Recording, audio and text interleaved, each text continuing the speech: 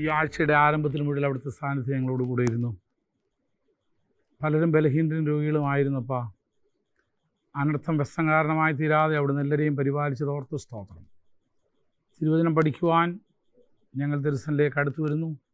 ബുദ്ധിയെ പ്രകാശിപ്പിക്കും, ജ്ഞാനത്തെ പകർന്നതിലും ആവശ്യമായ കൃപ തന്ന് ഞങ്ങളെ നടത്തും. സകല നന്മകളാലും ഞങ്ങളെ നിറയ്ക്കും. യേശുവിൻ പരിശുദ്ധ നാമത്തിൽ തന്നെ ആമേൻ. ഓക്കെ, നമ്മുടെ നോട്ട്സിലേക്ക് നമുക്ക് കയറാം. നമുക്ക് ഇന്ന് പഠിക്കാനായിട്ടുള്ളത് പരീക്ഷ അല്ലേ, പലതരം പരീക്ഷന്മാർ എന്ന് പറഞ്ഞാൽ ഇവരുടെ ജീവിതവും ഉപദേശമൊക്കെ സെയിമാ എങ്കിലും ഇവരുടെ ജീവിതത്തിലുള്ള വ്യത്യാസം അനുസരിച്ചാണ് ഇവരെ എന്ത് ചെയ്തിരിക്കുന്നത്, നമ്മൾ തരംതിരിച്ചേക്കുന്നത്. ഉദാഹരണം, പെന്തിക്കോസുകാർ തന്നെ ഒത്തിരി ഉണ്ട് അല്ലേ. അല്ല, കടുത്ത പെന്തിക്കോസ് ഏതാ? കടുത്ത പെന്തിക്കോസ് ഇതാ പെന്തക്കോസ് എന്നാ പറയുന്നത്. കാരണം വിവാഹമൊന്നും കഴിക്കാൻ പാടില്ലാതെ അങ്ങനെ ഇരിക്കുന്നത്. പിന്നെ ഏറ്റവും ലിബറലായിട്ടുള്ളത് ആരാ?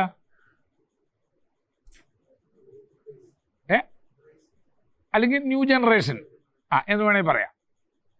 അവർ രണ്ട് എക്സ്ട്രീമാണ്.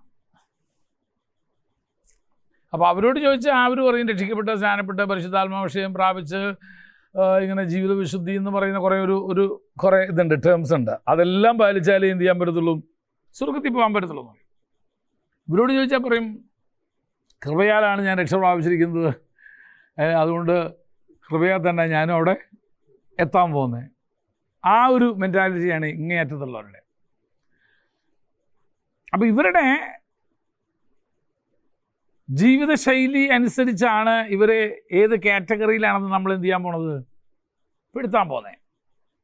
പിന്നെ അതിൻ്റെയൊക്കെ ഇടയിൽ കിടക്കുന്നവരാ അസംബ്ലീസ് കോഡ്, IPC, IDPC, ചർച്ച കോഡ്, നമ്മൾ അതിൻ്റെ ഇടയിൽ കിടക്കുന്ന കുറേ ഗ്രൂപ്പുകളാണ്. ഇതുപോലെ പരീക്ഷന്മാരും ഏതാണ്ട് 7 ടൈപ്പ് ഉണ്ടായിരുന്നു.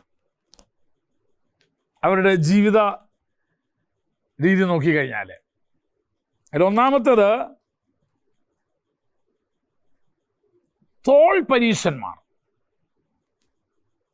ഇവരുടെ സൽപ്രവൃത്തികൾ എല്ലാവരും കാണത്തക്കവണ്ണം രേഖപ്പെടുത്തി തോൾ ഭാഗത്ത് സൂക്ഷിക്കാൻ പതിയായിരുന്നു. ഇവർ ചെയ്യുന്ന നല്ല കാര്യങ്ങളെല്ലാവരും എന്തു ചെയ്യും, ഇവിടെ എഴുതി ഇവിടെ സൂക്ഷിച്ചിരിക്കും. നമ്മുടെ ഇടയിലുണ്ട്. എന്താ ബ്രദറെ ഇങ്ങനെ വിഷമിച്ച്, എന്താ ഇങ്ങനെ ഒരു ഞാൻ ഒരാഴ്ചയായിട്ട് ഉപവാസത്തിലാണ്. അതായിരുന്നു അറിയേണ്ടത് എല്ലാവരും. അപ്പം മുഖത്തിൽ കൂടെ തന്നെ എന്ത് ചെയ്തു, പുള്ളി വെളിപ്പെടുത്തി. അല്ലെങ്കിൽ ഫോണുടനെ എടുത്തില്ല, തിരിച്ച് പ്രാർത്ഥിക്കുകയായിരിക്കുമല്ലോ. ബ്രദറിനെ കണ്ട ശരിയായല്ലോ, ആയിരുന്നു എവിടെ പ്രാർത്ഥിക്കുകയായിരുന്നു തൊട്ട്. അപ്പം അവർ ചെയ്യുന്നതൊക്കെ 4 പേര് അറിയത്തക്ക രീതിയിൽ ഭാവം കൊണ്ടോ ജീവിതം കൊണ്ടോ അവരത് വെളിപ്പെടുത്തും. ഒന്നുമില്ലെങ്കിൽ ഈ പണ്ടുണ്ടായിരുന്നു ഈ കരിസ്മാറ്റിക് ഒക്കെ ഇറങ്ങിയ സമയത്ത് യേശു രക്ഷകൻ എന്ന് പറഞ്ഞൊരു ബാഡ്ജും ധരിച്ച് നടക്കും. അപ്പോൾ ആ കാണുമ്പോൾ അറിയാം, ബാഡ്ജ് കാണുമ്പോൾ അറിയാം അവൻ ഏതൊരു കരിസ്മാറ്റിക് ഗ്രൂപ്പിൽ പെട്ടവനാണെന്നുള്ളത്. അപ്പോൾ അവർ ചെയ്യുന്ന സൽപ്രവൃത്തികൾ 4 പേര് കാണാൻ തക്കവണ്ണം. നിങ്ങൾക്ക് ആരെങ്കിലും ഓർമ്മ വരുന്നുണ്ടോ വേറെ പുസ്തകത്തിൽ നിന്ന് പെട്ടെന്ന്? ആരെയും ഓർമ്മ വരുന്നില്ല. നല്ല കാര്യമാണ് അത്. ആവശ്യമില്ലാത്തൊക്കെ ഓർക്കുന്നേക്കാൾ നല്ലത്. ഒരു ചുങ്കക്കാരനും പരീക്ഷനും പ്രാർത്ഥിക്കാൻ പോയൊരു സംഭവം ഓർക്കുന്നോ? എന്നിട്ട് റോഡിലെവിടെ നിന്ന് വെച്ച് എന്ത് ചെയ്യുന്നു, കർത്താവേ ഞാൻ ആഴ്ചയിൽ 2 പ്രാവശ്യം എന്ത് ചെയ്യുന്നു, ഉപവസിക്കുന്നു, കേടുന്നതിലൊക്കെയും പതാരം കൊടുക്കുന്നു, നിന്റെ കൽപ്പനകളൊക്കെ ഞാൻ എടുക്കുന്നു. ഈ നിൽക്കുന്ന ആ ചുങ്കക്കാരനെ പോലെ അല്ലാത്തതിനാൽ ഞാൻ അങ്ങേ വാഴ്ത്തുന്നു. അവൻ്റെ സൽപ്രവൃത്തികളെ മാത്രം മറ്റുള്ളവരെ കാണിക്കത്തക്ക രീതി, അത് അവർക്ക് നിർബന്ധമാണ് കാണണം എന്നുള്ളത്. ആ ഗ്രൂപ്പാണ് തോൾ പരീക്ഷന്മാർ. അത് അവരുടെ സൽപ്രവൃത്തികളൊക്കെ ഞങ്ങൾ ഈ ആഴ്ച ചെയ്ത സൽപ്രവൃത്തികളൊക്കെ തോളുടെ അവിടെ ഒരു ചെറിയ സഞ്ചി പോലെ ഉണ്ടാവും, ചെറിയ, അതിനകത്ത് അവരെന്ത് ചെയ്തിട്ടുണ്ടാവും, രേഖപ്പെടുത്തിയിട്ടുണ്ടാവും. 10 പേർക്ക് ചോറ് കൊടുത്തു, 4 പേർക്ക് എന്ത് ചെയ്തു, കഞ്ഞി കൊടുത്തു, 7 പേർക്ക് വസ്ത്രം കൊടുത്തു, ആശുപത്രിയിൽ പോയി ആളുകളെ സന്ദർശിച്ചു. അവർ ചെയ്യുന്ന എല്ലാ സൽപ്രവൃത്തികളും അതുകൊണ്ടാണ് കർത്താവ് പറഞ്ഞത്, നിങ്ങളുടെ സൽപ്രവൃത്തികളൊന്നും മനുഷ്യർ കാണേണ്ടതിന് ആയിരിക്കരുത്.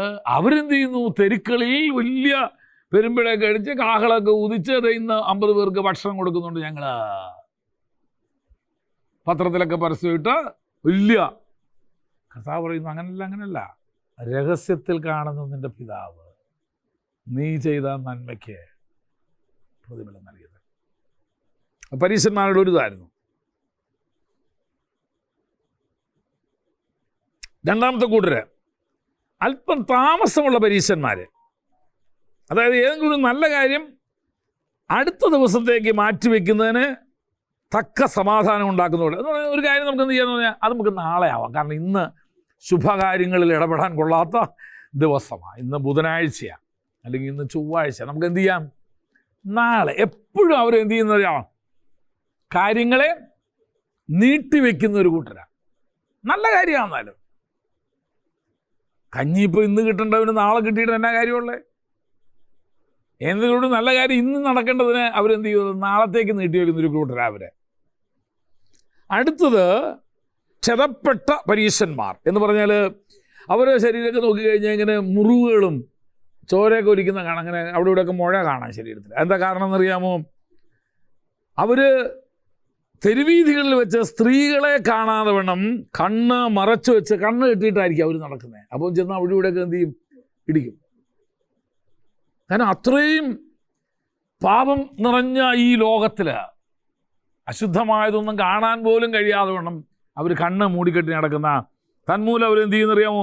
ഭിത്തികളിലും വീടുകളിലും ചെന്ന് തട്ടുകയും മുട്ടുകയും ചോര ഒലിക്കുകയും ചെയ്യും. അതൊക്കെ കാണുമ്പോൾ അറിയാം അവന് ഏത് ടൈപ്പ്. കാരണം അത് അവരുടെ ഒരു വലിയ ക്രെഡിറ്റ് ആയിട്ടാണ് അവർ കാണുന്നത്. എത്ര മുഴ നെറ്റിയിലുണ്ടെന്ന് വെച്ചാണ് അവരെത്ര വിശുദ്ധരാന്ന് കണക്കാക്കപ്പെടുന്നത്. പിന്നെ ഇതെല്ലാം ബൈബിളിലുള്ളതാ.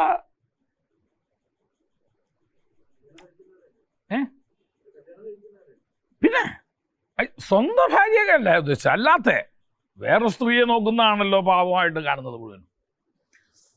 അവനെൻ്റെ ഭാര്യയോട് മിണ്ടാണ്ടിരുന്നാലും കുഴപ്പമില്ലല്ലോ മാസങ്ങളായിട്ട്.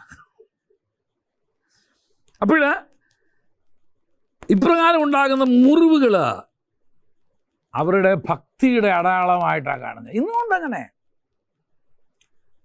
ഈ ക്രൈസ്തവരുടെ ഇടയിൽ അത്രയും കാണത്തില്ല. പക്ഷേ ഈ മുസ്ലിങ്ങളുടെ ഇടയിൽ തഴമ്പ് അല്ലേ? ഇവിടെ ഒരു പാസ്റ്റർ പറയുന്നത് കേട്ടു, എൻ്റെ മുട്ട് നോക്ക് പാസ്റ്റർ എന്ന് പറഞ്ഞു. ഞാൻ മുട്ട് നോക്കിയപ്പോൾ മുട്ട് നല്ല തഴമ്പുണ്ട്.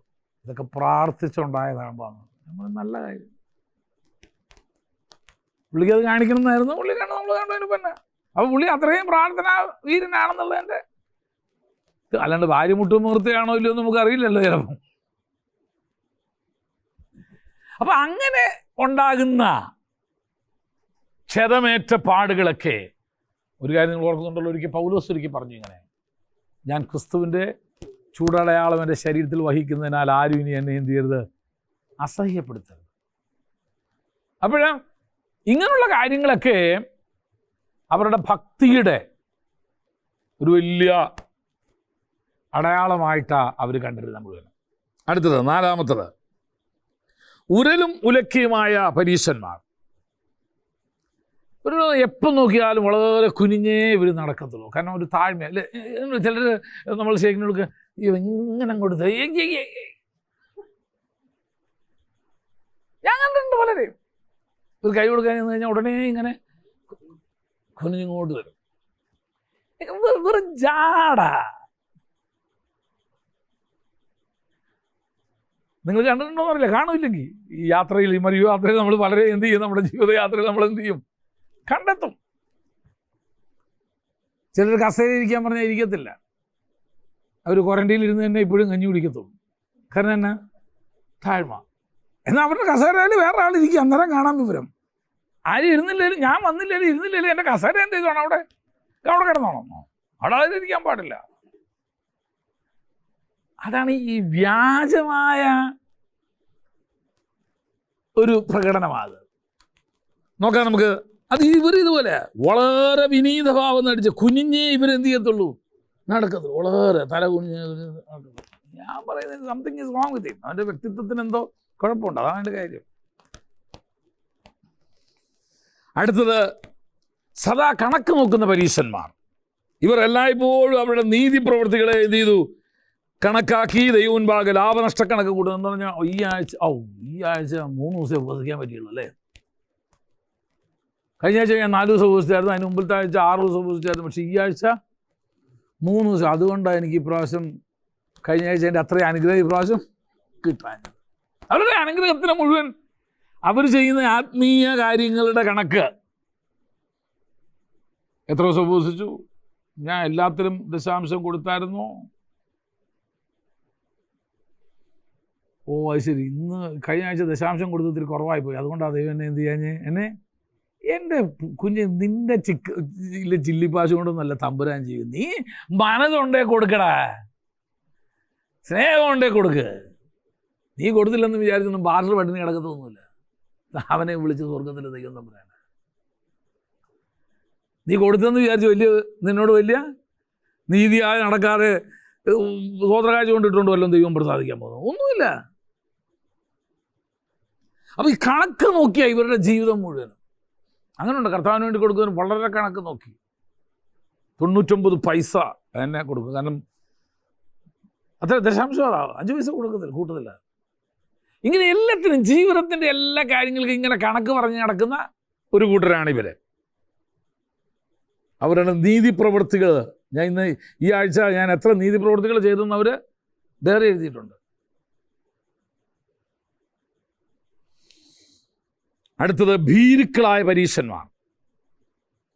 ഇവരാണെന്ന് വെച്ചാൽ എപ്പോഴും ദൈവകോപത്തെ ഭയപ്പെടുന്ന ആളുകളായി.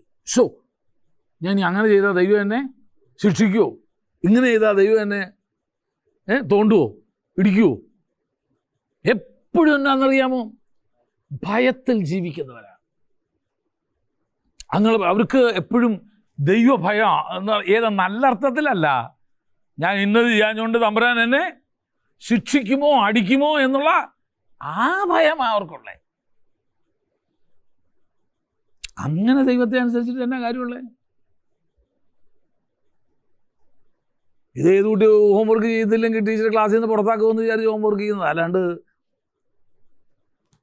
അല്ലേ? നിങ്ങളെപ്പോലെ തന്നെ പരീക്ഷ ഉള്ളതുകൊണ്ട് പഠിക്കുന്നു, അല്ലെ ഇപ്പോൾ പരീക്ഷ ഇല്ലായിരുന്നു ആരെങ്കിലും വെള്ളം പഠിക്കുമ്പോൾ ഒരിക്കലുമില്ല. അപ്പം നമ്മുടെ ജീവിതത്തിൽ അങ്ങനെയായിരുന്നു ഈ പരീക്ഷന്മാരും.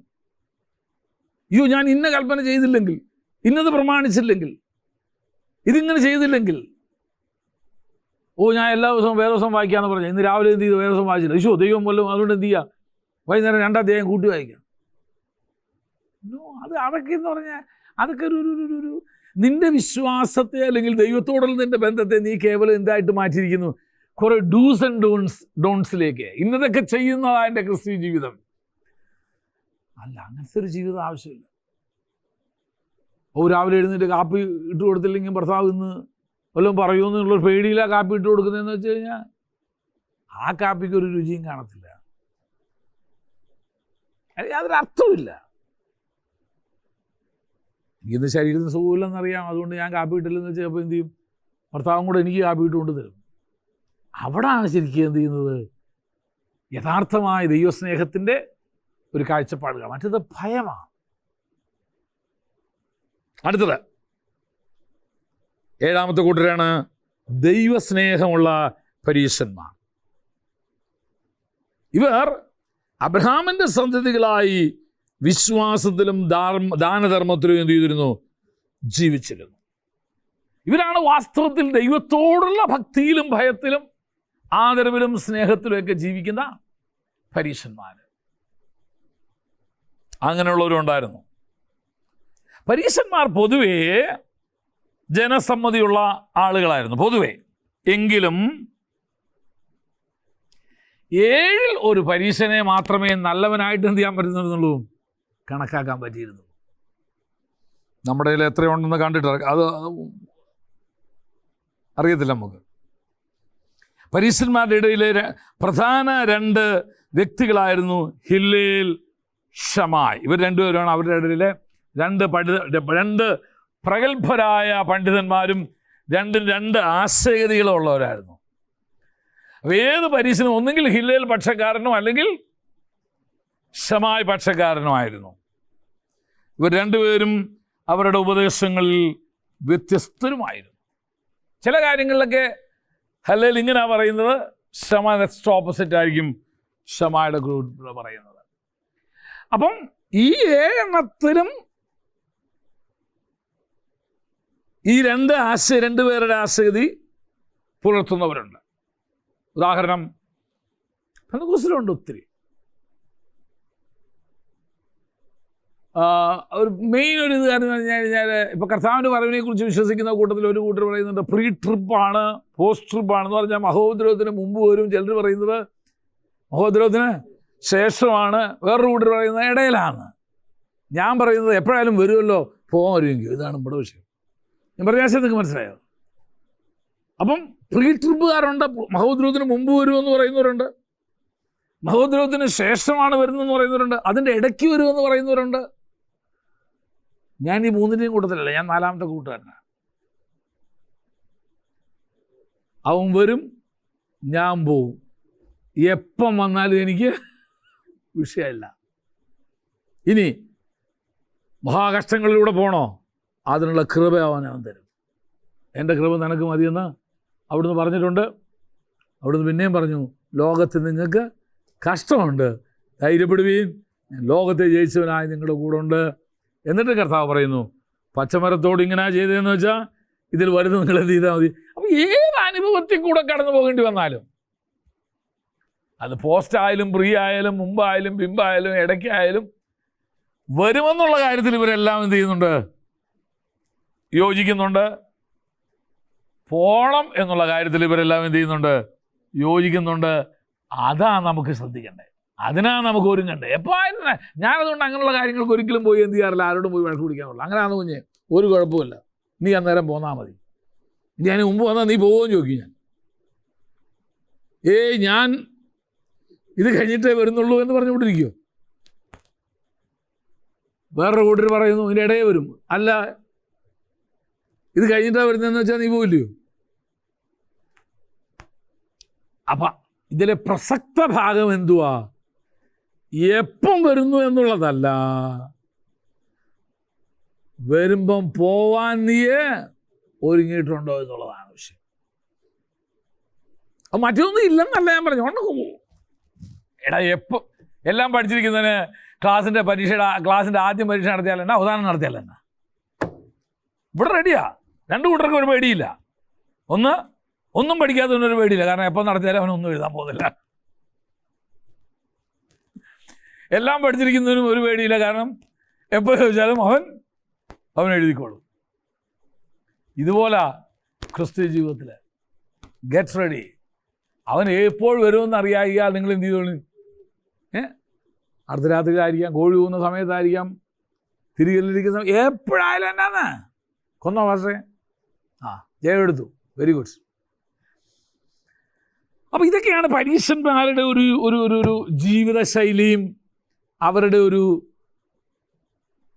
അപ്പം ഇവർ കുറേ ഉണ്ടായിരുന്നു ആരുടെ കാലത്ത്? യേശു ക്രിസ്തുവിൻ്റെ കാലത്ത്. അതുകൊണ്ട് തന്നെ യേശു ക്രിസ്തുവിന് ഇവരെ പലപ്പോഴും എന്ത് ചെയ്യേണ്ടി വന്നിട്ടുണ്ട്? കൺഫ്രണ്ട് ചെയ്യേണ്ടി വന്നിട്ടുണ്ട്, അല്ലെങ്കിൽ അഭിസംബോധന ചെയ്യേണ്ടി വന്നിട്ടുണ്ട്, അഭിമുഖീകരിക്കേണ്ടി വന്നിട്ടുണ്ട്. ഒരിക്കൽ സഹി കേട്ടോ, വെള്ളം തേച്ച ശവക്കല്ലറയെന്ന് വിളിച്ചു. നിങ്ങൾ പുറമൊക്കെ കണ്ട വെള്ളമെടുപ്പൊക്കെ ഇട്ട് നിങ്ങൾ അല്ലേ, എത്ര വൃത്തിയായി, അകമോ ചീഞ്ഞഴിയുക. കർത്താവ് നിശ്ചിതമായിട്ട് ഇവരെ എന്ത് ചെയ്യുന്നുണ്ട്? വിമർശിക്കുന്നുണ്ട്. നിങ്ങൾ ഘനമേറിയ ചുമടുകളെല്ലാം കെട്ടി മനുഷ്യൻ്റെ തോളത്ത് വെച്ചിട്ട് അവർ വിരലുകൊണ്ട് പോലും എന്ത് ചെയ്യുന്നില്ല. ഒരാളെ കിട്ടേണ്ടതിന് വേണ്ടി എന്ത് ചെയ്യും നിങ്ങൾ? എന്താണ് വന്നു കഴിഞ്ഞാൽ നിന്നേക്കാൾ അവന് ഇരകിട്ട് ചെന്നാൽ യോഗ്യനായി. കാരണം അവരുടെ ജീവിതം, അവരുടെ പ്രവൃത്തിയൊക്കെ കർത്താവ്. എന്നിട്ട് ഒരിക്കൽ കർത്താവ് പറഞ്ഞു, പരീശന്മാരുടെ പുളിച്ച മാവ് എന്ത് ചെയ്തോണം? സൂക്ഷിച്ചു പോകണം. ഒത്തിരി നല്ല കാര്യങ്ങളൊക്കെ ഉണ്ട് അവരൊക്കെ. അതെ, അങ്ങാടിയിൽ വന്ദനവും പള്ളിയിൽ മുഖ്യാസനവും ഒക്കെ അതൊക്കെ അവരാ. കാരണം അത് എല്ലാം കൊണ്ടും അവർ മറ്റുള്ളവരെ അവരെ ബഹുമാനിക്കണമെന്നും ആദരിക്കണമെന്നും അവരാഗ്രഹിച്ചിരുന്നു. അങ്ങനെയായിരുന്നു അവരുടെ ജീവിതത്തിൻ്റെ എല്ലാ കാര്യങ്ങളും അവരെന്ത് ചെയ്തിരുന്നത്, ഫ്രെയിം ചെയ്തിരുന്നതും. അപ്പോൾ പരീശന്മാരെ കുറിച്ച് നമ്മൾ ഒരു ധാരണ ഇപ്പോൾ നിങ്ങൾക്ക് വന്നില്ല. അപ്പോൾ ഒരാളെ കണ്ട ഉടനെ ഇപ്പം പരീശനാണോ ഇല്ലയോ എന്ന് തിരിച്ചറിയാനുള്ള മാർഗവും നമുക്ക് മനസ്സിലാക്കി കഴിഞ്ഞു. അതറിയാൻ എളുപ്പമാണ്.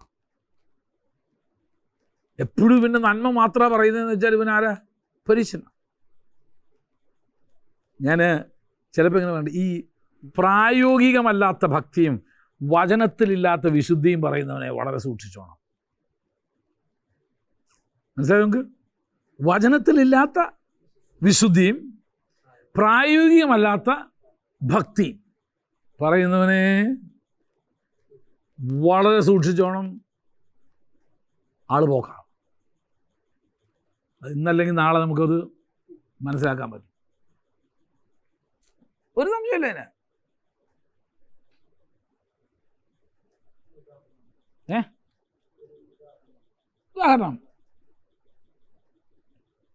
ഉദാഹരണമേ ഉള്ളൂ. ഏത് പറയണമെന്നാണ് ഇപ്പം ഞാൻ ആലോചിക്കുന്നത്.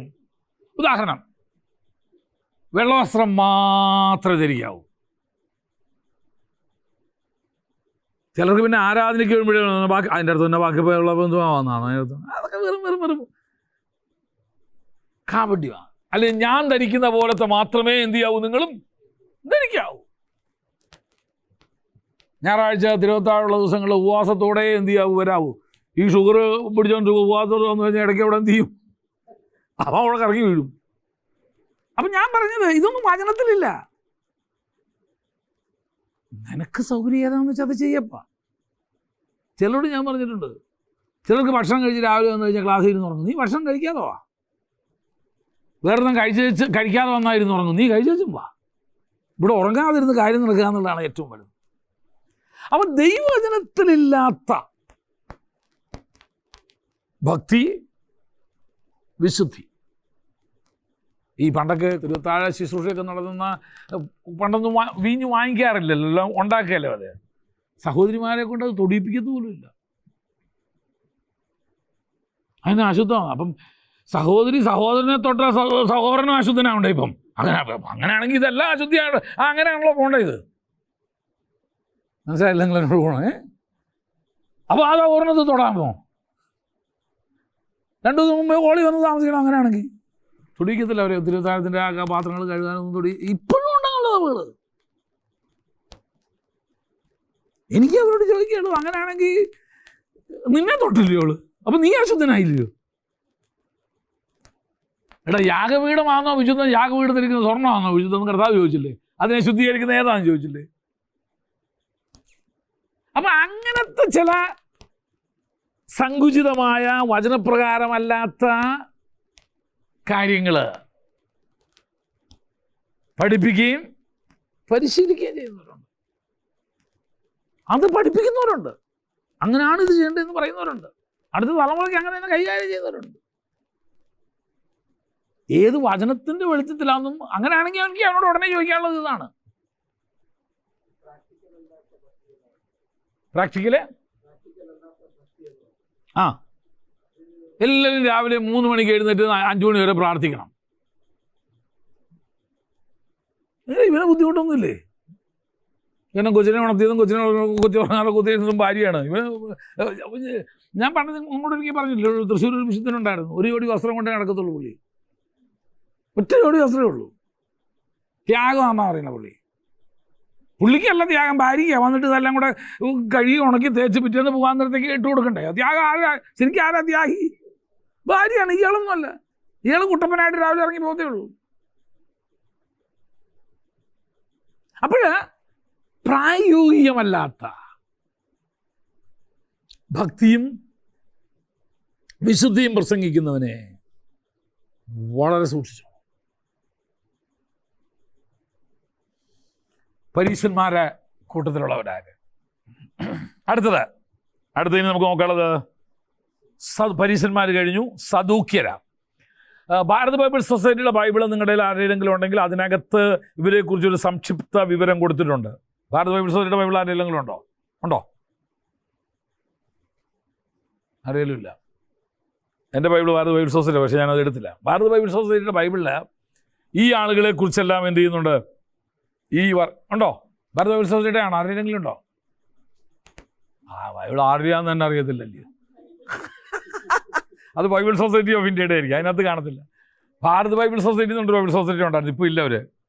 അവരിറക്കിയ ബൈബിളിൽ ഇങ്ങനെയുള്ള വേദപുസ്തകത്തിൽ പരാമർശിച്ച ഇങ്ങനെയുള്ള ആളുകളെക്കുറിച്ചുള്ള വിശദ വിവരങ്ങൾ കൊടുത്തിട്ടുണ്ട്. വേദപുസ്തകത്തിലെ എല്ലാ പുസ്തകങ്ങളെയും കുറിച്ചുള്ളൊരു പഠനം കൊടുത്തിട്ടുണ്ട്. നല്ല ഒരു നല്ല ഏതോ ഒരു വിവരമുള്ള ഒരാളാണ് അത് ചെയ്തേക്കുന്നത്. അതാരാന്ന് മനസ്സിലാക്കി കാണുമല്ലോ. അപ്പോൾ അത് ഇപ്പോൾ സാധനം കിട്ടാനുമില്ല. കംപ്ലീറ്റ് ആ സൊസൈറ്റി കംപ്ലീറ്റ് ക്ലോസ് ഡൗൺ ചെയ്തവർ. പക്ഷെ അതിനകത്ത് ഇങ്ങനെ ഒത്തിരി ഇൻഫർമേഷൻ ഉണ്ടായിരുന്നു, ഒത്തിരി ഇൻഫർമേഷൻ അതിനകത്തുണ്ട്. അപ്പം ഒരു അത്യാവശ്യം കാര്യങ്ങൾ, ബൈബിൾ സംബന്ധമായ അറിവ് നമുക്ക് ആ പുസ്തകത്തിൽ നിന്ന് നമുക്ക് ലഭിക്കുമായിരുന്നു. ഇനി പറയണമെങ്കിൽ സ്റ്റഡി ബൈബിളോ അങ്ങനത്തെ വല്ലതൊക്കെ വാങ്ങിച്ചാൽ നിങ്ങൾക്ക്, പക്ഷെ അതൊക്കെ എന്ന് പറഞ്ഞാൽ നമുക്കൊന്നും വാങ്ങിക്കാൻ പറ്റുന്ന ഇത് വിലയല്ല അവരൊക്കെ കിട്ടുന്നത്. 1200 ഒക്കെയാണ് അവർ.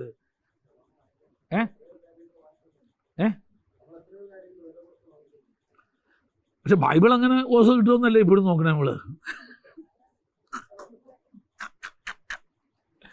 ഓക്കെ, സദൂക്യരാരാന്ന് നോക്കാം. ഇനി സാദോക്ക് എന്ന പേര് അത് നമ്മൾ നേരത്തെ വായിച്ചായിരുന്നു അല്ലേ? അപ്പം ഞാൻ അങ്ങോട്ട് വിടുക. അത് സദൂക്യരെ നമ്മൾ വിട്ടു, കാരണം നമ്മുടെ ക്ലാസ്സിലൂടെ പഠിച്ചതാ.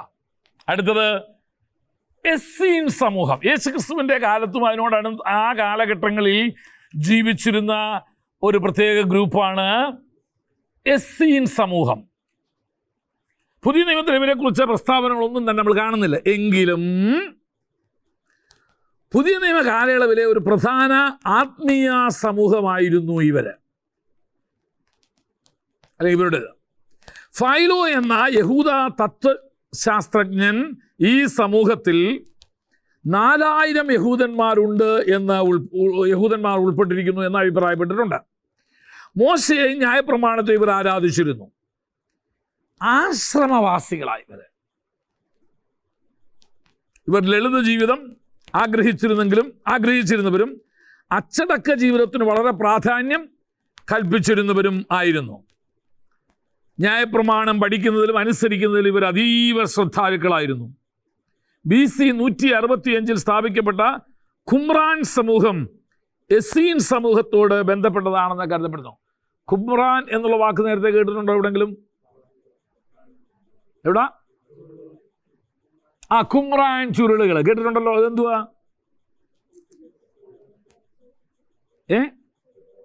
എന്തോ ചുരുളുകളാക്കിയിട്ട്, വേദപുസ്തകത്തിലുള്ള ചുരുളുകളാക്കിയിട്ട് എവിടെ വെച്ചിരുന്നു? ഭരണിയിലാക്കി വെച്ചിരുന്നു. അവിടെ ജീവിച്ചിരുന്ന ഒരു വലിയ സമൂഹം, യഹൂദ സമൂഹമുണ്ട്. അവരെയാണ് ഖുമ്രാൻ സമൂഹം എന്ന് വിളിക്കുന്നത്. അവർ സന്യസ്ത ജീവിതക്കാരായിരുന്നു. ഭയങ്കര സ്ട്രിക്റ്റ് ഡിസിപ്ലിനേറിയൻസാണ്. വളരെ അച്ചടക്കത്തോടെ ജീവിക്കുന്നവരവർ. ലളിത ജീവിതവുമാണ്, വളരെ ലാളിത്യമായ ജീവിതം നയിക്കുന്നവരുമായിരുന്നു അവർ.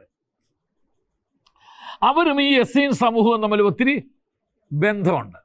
നീതിയൻ ഗുരുവിനാൽ സ്ഥാപിക്കപ്പെട്ട ഖുമ്രാൻ സമൂഹക്കാർ ദൈവത്തിൻ്റെ യഥാർത്ഥ ജനം തങ്ങളാണെന്ന് വിശ്വസിച്ച് പോകുന്നു. അവരാണ് വാസ്തവത്തിൽ the remnant group of God, ദൈവത്തിൻ്റെ ശേഷിപ്പ് എന്നറിയപ്പെടുന്ന വിശുദ്ധ ജനമാണ് അവർ എന്ന് വിശ്വസിക്കുന്നു. ബാക്കി എല്ലാവരും എന്ത് ചെയ്തു? ലോകത്തോട് ഇടകലർന്നു പോയി. ഇന്നും അങ്ങനെ വിശ്വസിക്കുന്ന ചില പെന്തിക്കോസ്തുകാരുമുണ്ട്. ഞങ്ങളാണ് സാക്ഷാൽ ദൈവത്തിൻ്റെ ജനം, ഞങ്ങളാണ് ആ ശേഷിപ്പ്, എല്ലാ കാലത്തുമുള്ള ഒരു ശേഷിപ്പ് ആണ് ഞങ്ങൾ എന്ന് വിശ്വസിക്കുന്നൊരു ഗ്രൂപ്പുണ്ട്. അത് ഇവരങ്ങനത്തെ ആയിരുന്നു. പിന്നെ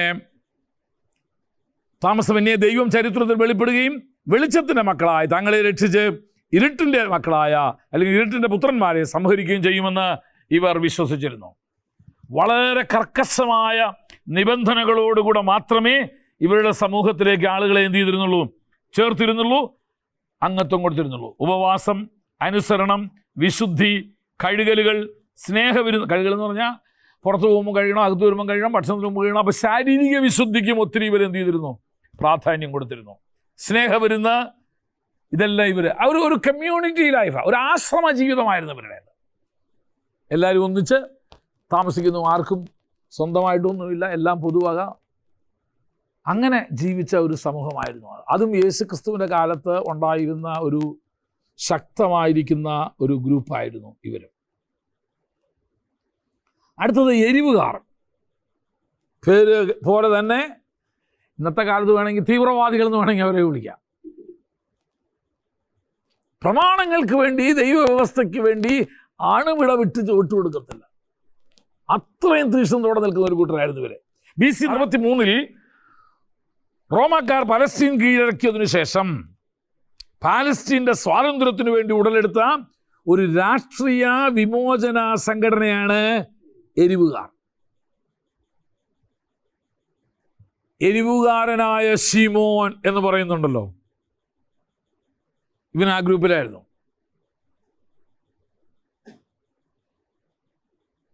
പലസ്തീൻ വിമോചനത്തിന് വേണ്ടി ഇവർ പലപ്പോഴും യുദ്ധം ചെയ്തിട്ടുണ്ട്.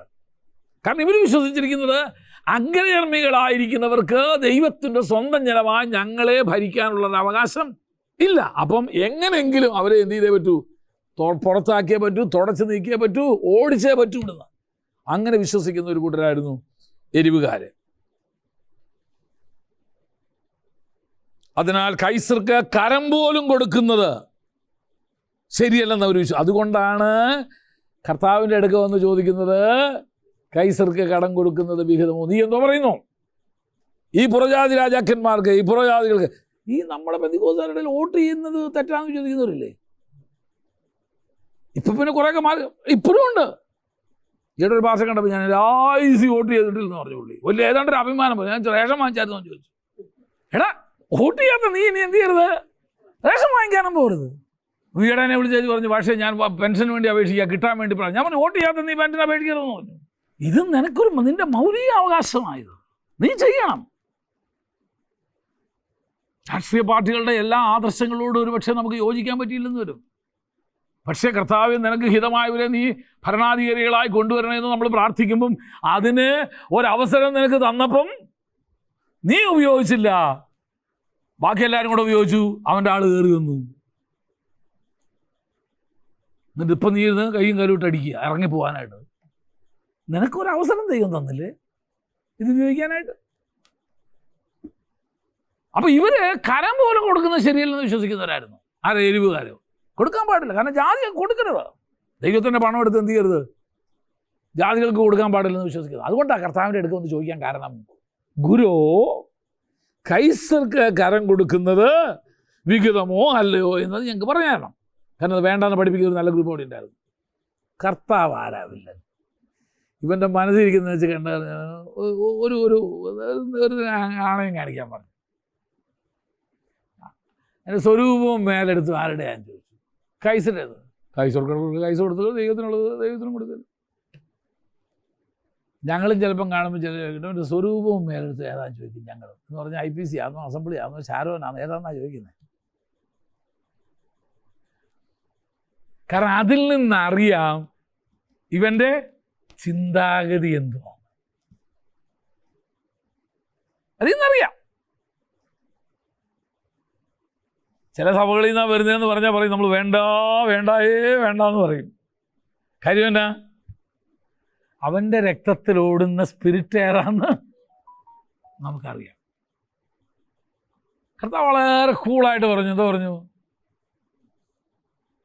കൈസർക്കുള്ളത് കൈസർക്കും, ദൈവത്തിനുള്ളത് ദൈവത്തിനുമുണ്ട്. ഈയുടെ ഒരു പാസ്റ്റർ ചേരാമെന്ന് പറഞ്ഞു. എവിടുന്നാണ് വരുന്നത്? ഇന്ന കാര്യത്തിനാണ്. എന്താ വരുന്നത്? ഇന്ന കാരണം കൊണ്ടാണ്. പാസ്റ്ററെ, എല്ലായിടത്തും ഇതുപോലെ പ്രശ്നങ്ങളുണ്ട്. പാസ്റ്റർ അവിടെ തന്നെ നിന്നോ. കാരണം സീനിയോറിറ്റി എങ്കിലും പാസ്റ്റർ അവിടെ നിന്നാൽ ഉണ്ടാകും. ഇവിടെ വന്നാൽ ഇനി ഏറ്റവും ജൂനിയർ മോസ്റ്റ് ആയിരിക്കും പാസ്റ്റർ ഇവിടെ. അതുകൊണ്ട് അവിടെ തന്നെ എന്ത് ചെയ്തോ. നോക്കാം അടുത്തത്. ഗലീലക്കാരനായിരുന്ന യൂദ ആയിരുന്നു അവരുടെ നേതാവെന്ന് അഭിപ്രായമുണ്ട്. സുറിയായിലെ റോമാ ദേശാധിപതിയായിരുന്ന ഖുറന്യോസ് യഹൂദയിൽ ജനസംഖ്യ എടുക്കുവാനായി AD 6 പോയപ്പോൾ ഗലീലക്കാരെ വശത്താക്കി റോമാ ഗവൺമെൻറ്റിൻ്റെ പ്രവർത്തിച്ചവനായിരുന്നു യൂദാസ്. AD 70 ഇവരൊരു വലിയ ലഹള തന്നെ എന്ത് ചെയ്തിട്ടുണ്ട്, ഉണ്ടാക്കിയിട്ടുണ്ട്. ഇവരുടെ ഒരു വിപ്ലവാത്മകമായ ലഹള ഉണ്ടാക്കിയിട്ടുണ്ട്. അപ്പോൾ എരിവുകാരായിരുന്നു മറ്റൊരു. കാരണം എരിവുകാർ വരാൻ കാരണം എരിവുകാരനായ ശീമോൻ എന്ന് പറഞ്ഞ ഒരാളെ നമുക്ക് ഈ കർത്താവിൻ്റെ ഈ പക്ഷത്തിൽ നമുക്ക് കാണാനായിട്ട് കഴിയും. അടുത്തത് ശമര്യക്കാർ. ശമര്യക്കാരെന്ന് പറഞ്ഞാൽ ആരാ? ഇന്നത്തെ കാലത്ത് ഇന്നത്തെ ഒരു ഉദാഹരണം പറഞ്ഞാൽ എന്തുവാ? ടെക്നിക്കലി മിശ്രജാതി എന്ന് വേണമെങ്കിൽ വിളിക്കാം. അതാണ് പെട്ടെന്ന് മനസ്സിലാവാനുള്ള ഏറ്റവും നല്ല പദം. യഹൂദനുമല്ല, ജാതിയല്ല, എങ്ങനെ ഇവരുണ്ടായേ നോക്കാം നമുക്ക്. BC 722 ശമര്യരുടെ വീഴ്ചയ്ക്ക് ശേഷം, ശമര്യർ എന്ന് പറയുന്നത് ഏതാ? ഇസ്രയേലിൻ്റെ വീഴ്ച. ഇസ്രയേലിൻ്റെ തലസ്ഥാനമാണല്ലോ ശമരിയായിരുന്നത്. വീഴ്ചയ്ക്ക് ശേഷം അസീരിയൻ പ്രവാസത്തിലേക്ക് ആളുകളെ എന്ത് ചെയ്തു? കൊണ്ടുപോയി. അസീരിയൻ പ്രവാസം ആദ്യം നടക്കുന്നത്. അവിടെ പോയ പ്രവാസത്തിലേക്ക് പോയ യഹൂദന്മാർ അവിടെയുള്ള അന്യജാതിക്കാരെ എന്ത് ചെയ്തു? വിവാഹം കഴിച്ച് അവരൊരു പുതിയ സമ്മിശ്ര ജാതി ഉണ്ടായി. ഇതുപോലെ തന്നെ മറ്റ് ജാതികളിൽ നിന്നുള്ള ഈ ഇവിടുന്ന് ആളുകളെ പുറത്ത് കൊണ്ടുപോയതോടൊപ്പം തന്നെ അവിടെ നിന്നുള്ളവരെ എന്ത് ചെയ്ത് കൊണ്ടുവന്ന് ശമരിയയിലും പാർപ്പിച്ചു. അപ്പം വന്ന് പാർക്കുന്ന ജാതികളും അവിടെ ഉണ്ടായിരുന്ന യഹൂദന്മാരും തമ്മിൽ വിവാഹം കഴിച്ചുണ്ടാക്കപ്പെട്ട ജാതിയാണ് ശമരിയ ജാതി. യഹൂദന്മാർക്ക് ഇവരെ കണ്ണു നേരെ കണ്ടുകൂടാ. കാരണം ഇവരെ പ്രമാണം ലംഘിച്ച് ജീവിച്ചവരാണ്. അവരുടെ പറമ്പിൽ കൂടെ പോലും എന്ത് ചെയ്യത്തില്ല, പോകത്തില്ല.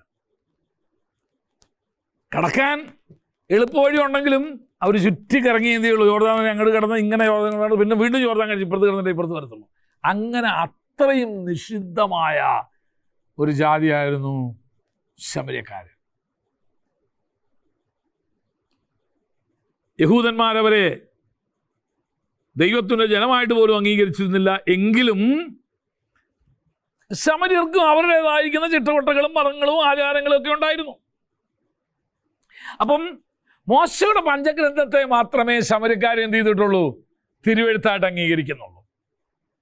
അപ്പം അതിനകത്ത് വേണ്ട അത്യാവശ്യം വേണ്ട മാറ്റങ്ങളൊക്കെ വരുത്തി അവരുടെ പക്ഷമാണ് ശരി, അവരുടെ ഉപദേശമാണ് ശരി എന്ന് വരുത്തത്തക്ക രീതിയിൽ എന്ത് ചെയ്തിട്ടുണ്ട്? അവർ ആ പഞ്ചഗ്രന്ഥത്തിൽ ചെറിയ ചില മാറ്റങ്ങളൊക്കെ വരുത്തിയിട്ടുണ്ട്.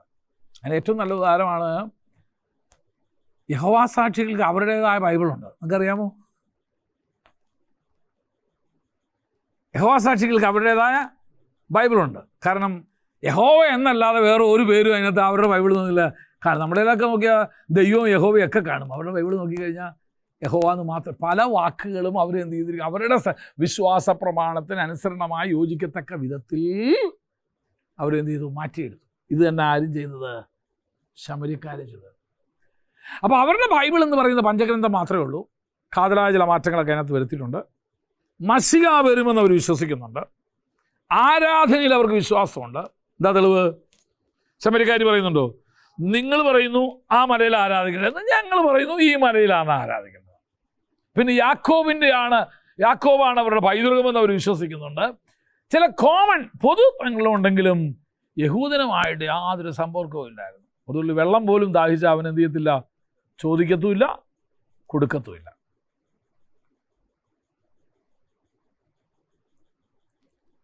BC 129 യഹൂദ രാജാവായ ജോൺ ഹിർക്കാനസ് അവരുടെ ദേവാലയം നശിപ്പിച്ചെങ്കിലും അവർ മശിഹായുടെ വരവ് നോക്കി പാർത്തിരുന്ന ഒരു ജനമായിരുന്നു. അതുകൊണ്ടാണ് യേശുവിനോട് ശമര്യക്കാരി സ്ത്രീ 4-ാം അധ്യായത്തിൻ്റെ യോഹന്നാൻ 4:25 പറയുന്നു, മശിഹ വരുമ്പോൾ ഞങ്ങൾക്ക് ഈ കാര്യമൊക്കെ എന്ത് ചെയ്യും? പറഞ്ഞു തരും. മോശയുടെ പഞ്ചഗ്രന്ഥങ്ങളെ മാത്രമേ അവർ അംഗീകരിച്ചിരുന്നുള്ളൂ. ഏകദൈവ വിശ്വാസികളായിരുന്നു ഇവർ. മോശയെ ദൈവത്തിൻ്റെ പ്രവാചകനായി ചിത്രീകരിച്ചു പോരുന്നു. ഇവർ ന്യായവിധി ദിവസത്തിനായി നോക്കി പാർത്തിരുന്നു. AD 68 ശമര്യ പൂർണ്ണമായി നശിപ്പിക്കപ്പെട്ടു. ഇന്ന് ശമര്യക്കാരെന്ന് പറയുന്നൊരു വർഗം ഇല്ലേ ഇല്ല. അടുത്തത് സെൻഹെദ്രീം സംഘം. യേശുക്രിസ്തുവിൻ്റെ കാലത്തെ അടുത്തൊരു ഗ്രൂപ്പ് ഇവരാ. അപ്പം ആരെയൊക്കെ നമ്മൾ പഠിച്ചു? നമ്മൾ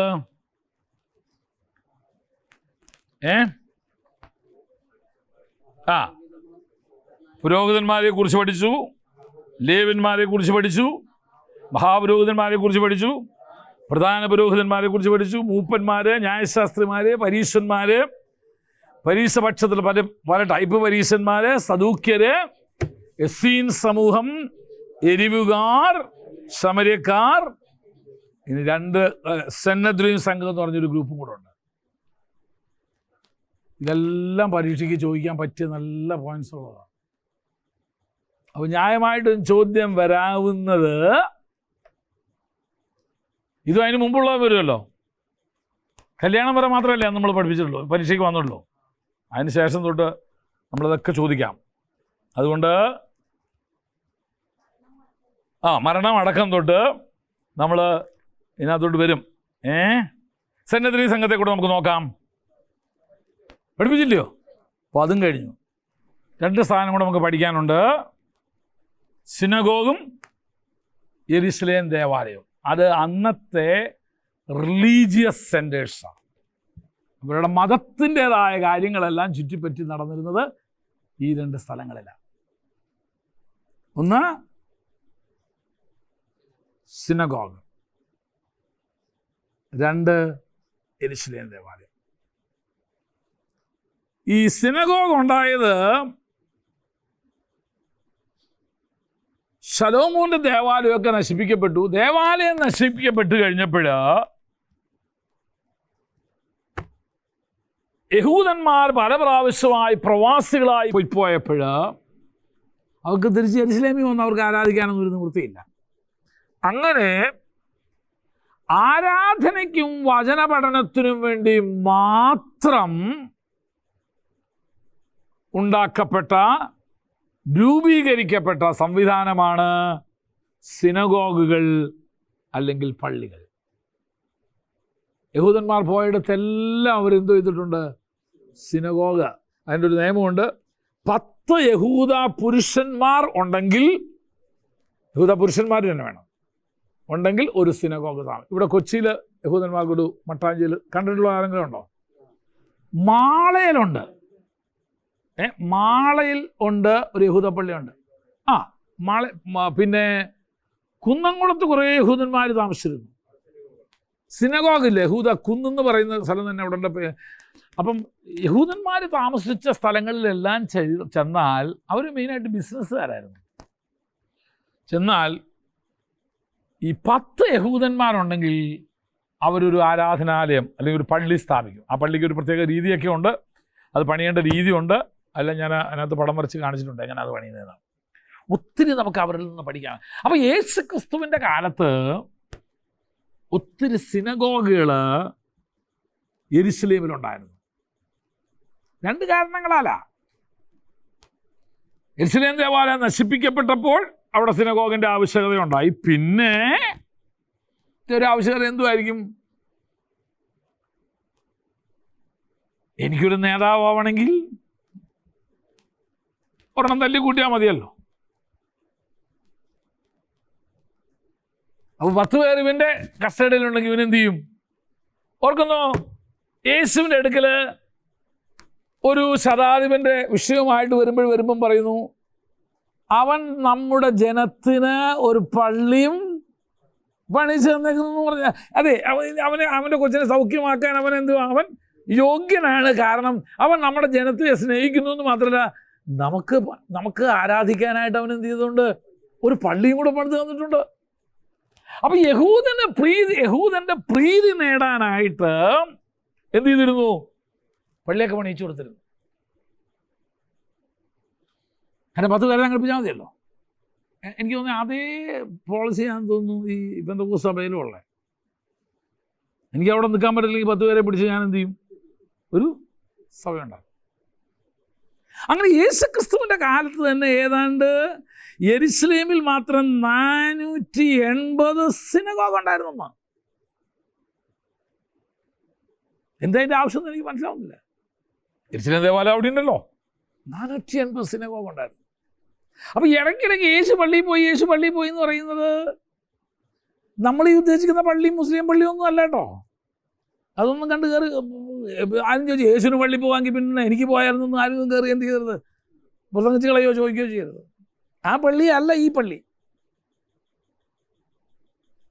ഇത് യഹൂദന്മാർ ദൈവവചന പഠനത്തിനും അവരുടെ കുഞ്ഞുങ്ങളെ ദൈവവചനം പഠിപ്പിക്കുന്നതിനും ആരാധനയ്ക്കും വേണ്ടി മാത്രം ഇവിടെ യാഗങ്ങൾ എന്ത് ചെയ്തിരുന്നില്ല, നടന്നിരുന്നില്ല.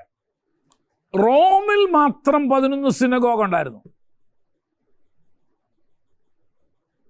സിനഗോഗിൻ്റെ പ്രധാന ഉദ്ദേശം ന്യായപ്രമാണം പഠിപ്പിക്കുക എന്നതാണ്. യെരുശലേമിന് പുറത്ത് ആരെങ്കിലും ഒരു സിനഗോഗ് പണിയുന്നെങ്കിൽ അത് യെരുശലേമിന് അഭിമുഖമായിട്ടായിരിക്കും എന്ത് ചെയ്യുന്നത്. ഉദാഹരണം പറഞ്ഞാൽ ഈ മുസ്ലിം പള്ളികളെല്ലാം പണിയുന്ന മക്കയെ ഫേസ് ചെയ്തിട്ടാണ്. യെരുശലേം ദേവാലയത്തിനെ ഫേസ് ചെയ്തിട്ടായിരുന്നു യെരുശലേമിന് പുറത്ത് അവർ പണിയുന്നത്. എല്ലാ പ്രവാസത്തിൽ പോയ എല്ലാവരും അതിനെ ഫേസ് ചെയ്തിട്ടാണ് പണിയുന്നത്. 10 യഹൂദന്മാരുണ്ടെങ്കിൽ ഒരു സിനഗോഗ് ഉണ്ടാക്കാമായിരുന്നു. സിനഗോഗിൽ ന്യായപ്രമാണം വെച്ചിരുന്ന ഒരു പെട്ടകവും, പെട്ടകത്തിൻ്റെ ഇരുവശങ്ങളിലായി മുഖ്യാസനങ്ങളും, പെട്ടകത്തിൻ്റെ മുമ്പിലായി ന്യായപ്രമാണം വായിക്കാനുള്ള പ്രസംഗപീഠവും, അതിനു മുൻപിലായി ജനങ്ങൾക്ക് ഇരിക്കാനുള്ള ക്രമീകരണങ്ങളും, സ്ത്രീകൾക്ക് ഇരിക്കാനായിട്ട് ഏറ്റവും പുറകിൽ കർട്ടന് പുറകിൽ വേണം സ്ത്രീകൾ ഇരിക്കാനായിട്ട്. അങ്ങനെയാണ് അത് ക്രമീകരിച്ചിരുന്നത്. അപ്പോൾ ഇങ്ങനെയാണെങ്കിൽ ഇത് ന്യായപ്രമാണം വയ്ക്കാനുള്ളത് ഇവിടെ, അതിൻ്റെ ഇടത്തും വലത്തുമാണ് എന്തുവാ മുഖ്യാസനങ്ങൾ, തൊട്ടുമുമ്പിൽ ന്യായപ്രമാണം വായിക്കാനുള്ള പ്രസംഗപീഠം, തൊട്ടുമുമ്പിൽ പുരുഷന്മാർ, പിന്നെ ഒരു വലിയ കർട്ടൻ കാണും, ആ കർട്ടൻ്റെ പുറകിലായിരിക്കും സ്ത്രീകളായിരിക്കുന്നത്. അങ്ങനെയാണ് ഒരു സിനഗോഗുകൾ എന്ത് ചെയ്തിരുന്നത്, പണിതിരുന്നത്.